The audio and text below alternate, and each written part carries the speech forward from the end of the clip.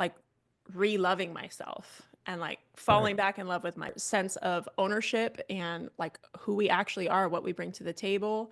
And we're getting that we don't need all of these external things as much as we used to think we needed them. And it's forcing a lot of men to wake up too, you know? Yeah, I think, the concept of you're enough, and as you do work on yourself. And once we know it, it's hard to unsee it. And I think a lot of women that I spoke to, while I was making my decision, that was a lot of the through line I heard was like, I didn't know how hard it was going to be for me after to go through like re-loving myself and like Right. falling back in love with my body and getting to know this body that doesn't look the way that I've been used to looking for 10, 15, 20 years.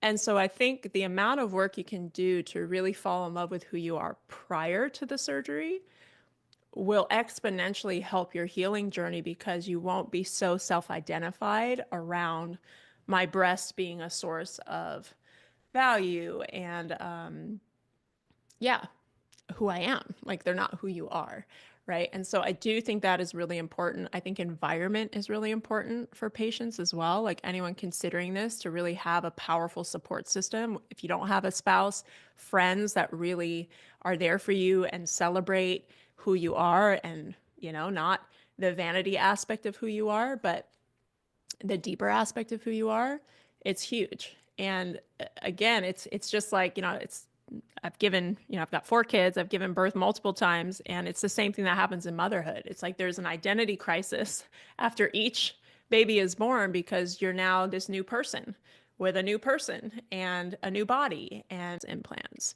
And it's liberating if you look at it that way.